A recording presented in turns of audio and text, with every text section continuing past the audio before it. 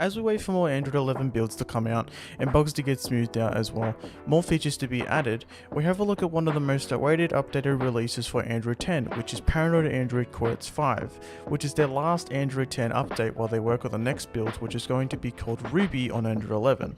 What's up guys, it's Everything Android here, and this is the review of the Paranoid Android Quartz 5 ROM. As we look at what's new in this ROM and the bugs that have been fixed, go sub to my channel and turn that bell notification on and like this video if you guys liked it.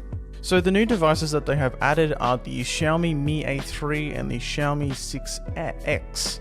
Not much devices have been added, and that's totally fine. I heard that there was a few other devices being added, but they didn't come across to this update, which is fine. They had some just troubles with some compatibility issues, I think it was, with some of the OnePlus devices that they were going to add, but that did not get added in this build, and we hope it comes in Android 11, of course, on the Ruby build. So the bug fixes in this ROM. There are a few bug fixes for this release on the Poco F1 or Beryllium.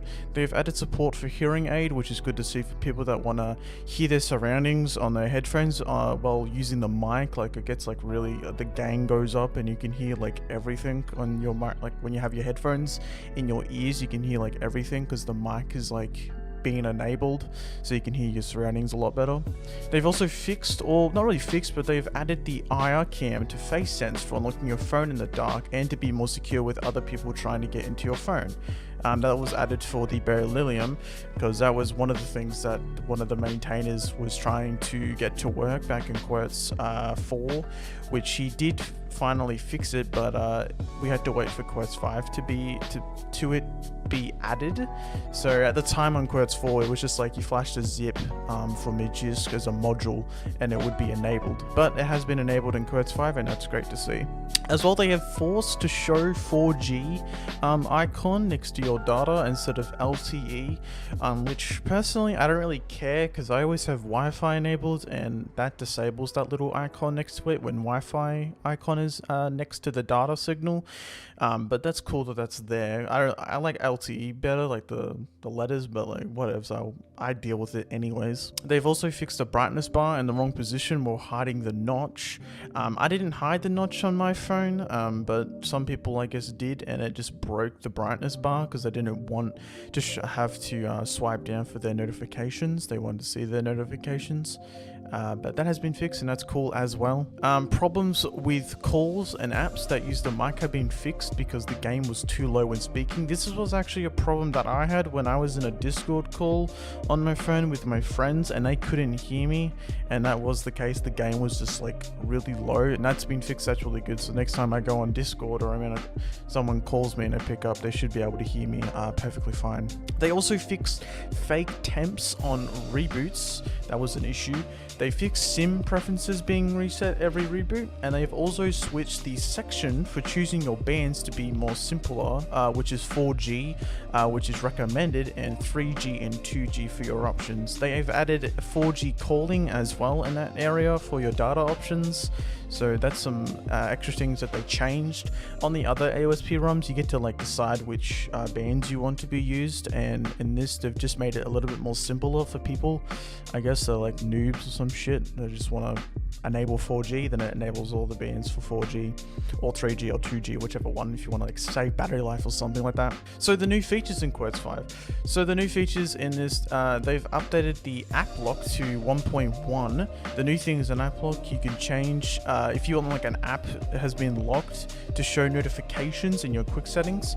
Like I'll lock my Gmail now and then let notifications appear in my quick settings area even though it's locked in. Before in Quartz 4, when you locked an app, the notification would appear, but it wouldn't show the notification of what it was. It would just say, yeah, this is notification from Gmail, but it wouldn't tell you specifically what's in that section.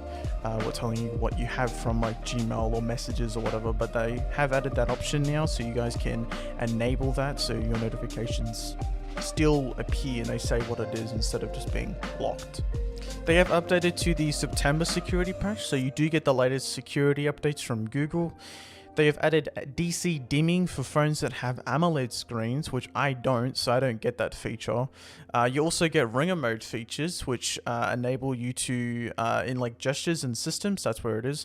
It is called prevent ringing, and you press power and volume up to cycle through vibration and mute. Or you can enable cycle through modes as well, which is the other option, which is like basically you just keep pressing power and volume till you find the right option you want, like mute or vibrate. There's like the two options that you get. Or you can just enable one of those and press it, and then it will activate mute or vibrate. They have added a new FOD icon and a new animation for phones that have a fingerprint in their display. Which I don't, because my fingerprint is on the back. So if you guys have like a OnePlus phone that has a fingerprint on the display, there's a new icon for that little fingerprint thing. They've updated that, and there's a new animation when you hold it down to unlock your phone. Probably like a little ring or something like that. I don't know what it looks like, but some new animation. They've added a new permission hub in privacy, which looks a lot cleaner, I would say. You have your context, telephone, location, and camera there with these colorful lines to show which ones have the most permissions and things, like camera, location, and stuff. We'll show like lines with colors. I'll pull up a clip of it. It's like all these little lines of like what permissions have been enabled for those apps. They've added lock screen smart space as well, which I'm guessing just makes your notifications more organized in your lock screen. That's my guess. They didn't really explain like what lock screen smart space actually what actually it does, but I'm guessing it just makes your notifications more organized, or maybe in a different order for like your messages might be prioritized more than your weather icon that comes up from Google. So how does this ROM perform? I've been using Quartz 4 for about 2 months now while switching between other ROMs, but I always came back to Paranoid Android just because the battery life was just perfect, and I was able to get around like 9 hours when I first installed Quartz 3, I think it was. But since my battery has degraded a lot over the past few months of just charging it consistently each night or whatever like that, I've been getting around 8 to 7 hours screen on time, and that's the same with Quartz 5. Games have been perfect. I think every ROM performs the same unless the kernel is an overclocked kernel, which this one isn't, which I think is a good thing because it saves battery and performance, and apps never crash or stutter as well. It's just an amazing experience, kind of like a stock OEM ROM, just like smooth experience, I would say. As well, the OTA updater. Now at the moment you can only dirty flash because they didn't have enough time to make their own custom LOS recovery, and that will be coming in Android 11 build Ruby, but you can go to the OTA update section to see if you have the update, and if so you can try and install the update, but if it doesn't work you can go into twerk and you can clean Dalvik and cache and flash the Quartz 5 file that you downloaded, which if you haven't already, go download it, it's in the description. And you won't need disable force encryption or gaps, because gaps are built in, because that all works fine, and with disable force encryption that works fine as well. It does decrypt on this ROM and it will reboot and it will boot up, which is crazy because every other ROM doesn't include decryption perfectly. It always does the decryption, reboots, and it just keeps recycling the decrypting screen, and it never gets past that. But in aospa, the maintainer of Poco F1 did fix that, so that's good to see. This ROM is amazing, and the effort and time they put into this ROM is also always good to see. With this small group that they have, if you guys haven't already, you should go donate to their PayPal to support for what they're doing as hobbies and developing this ROM. So that's the end of the video, guys. Go like this video if you haven't already, and sub if you want to. Comment down below if you want any help with ROMs and Poco F1 questions or any Android questions, and I'll see you guys in my next video. Peace.